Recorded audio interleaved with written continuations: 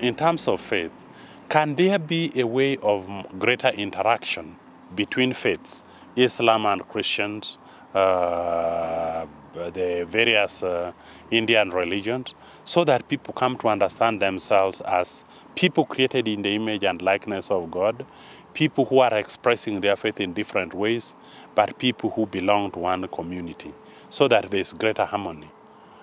We have situations of war, and the causes are never addressed seriously.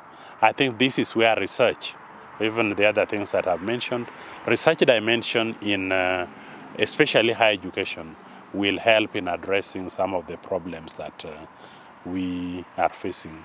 When I talk about research, it's not just producing papers, but it's actually research that deals with, that questions why things are the way they are and why they cannot be different. A research that looks at the causes of these things, and research that proposes various solutions, and then trying to see how these proposals can be implemented in various situations, especially where people are affected. I think the General's invitation to the society of depth, and also the emphasis on creativity as a dimension of Jesuit life. That for me I find very insightful. And this depth in faith and creativity can be extrapolated to other fields of our lives. I think this is, these are important things that we could withdraw from this Procurator's meeting. I think the general trend is that when affluence comes in, faith goes down. Basically, the human being is cheated that they can rely on themselves because of affluence. But I think it challenges us to remain faithful even when things change. Basically, it comes in the type of catechesis that we went through. How are they introduced? And if they are introduced, how do they take care of their children later on? So that foundation of faith, the catechesis, greatly helps. And the other part is the continued, we have ongoing formation, but ongoing catechesis, how does it go? When our people have received First Holy Communion, they have received confirmation, they have been married or they have been ordained. It's at the end. So there's that need for continued education so that we continue deepening our faith, we continue deepening our prayer methods, we continue deepening our relationship with God, and always look at it in terms of our relationship with our brothers and sisters. And then if we have, we can look at our faith as connected to the faith of the other, rather than have it as an individualistic type of faith.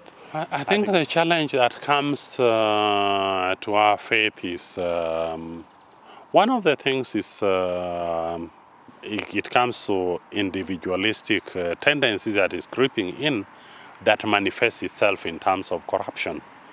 Because corruption basically is acquisition of material wealth for the sake of an individual without caring about what happens to the other parts of the community. So that individualistic tendency creeping in, that greatly affects us. The other part is lack of rootedness in our own faith and lack of rootedness in our own culture. That also causes a break. Because when people, they don't know their culture well, their faith, the catechesis wasn't well grounded, then they don't have any foundation to stand on. And so they are liable to be kind of moved.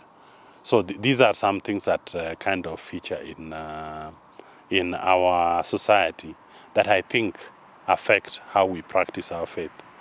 And if the faith is affected that way, you find that it affects the other dimensions of life. It affects how we, professionalism, people with corruption, people want quick riches, and so they can afford to do things below standard but they want maximum benefit. We see this even in terms of students who want more marks, but they don't want to study. So they'll use the same corruption approach. They'll use all the means to get good marks. And this, for me, is a manifestation of a lack of faith or a poor foundation of faith that results in a lot of evils that we have in the society. So this affects the well-being of the church. This affects the well-being and the relationship among the people, because others try to imitate this other lucky person who actually has gone through the evil or the corrupt ways to get their benefits. I think our main information, as young fellows join the society, you find that they are products of our own culture and products of our own generation. So they have been bombarded by these. Factors. Now, as they get into formation, the tendencies, if they are not so much open, will continue staying there, and this becomes a problem, especially when finally they come to the apostolate. But I think our formation tries to prepare so that we are kind of local, but also open to other cultures, open to other means or other things that we come across. I think that balanced type of formation, especially in the society, kind of helps us to have another perspective. But I think the individual must make the initiative, must work very hard to absorb what is presented and the opportunities that are there, to value these opportunities so that they can move on. I think this is critical.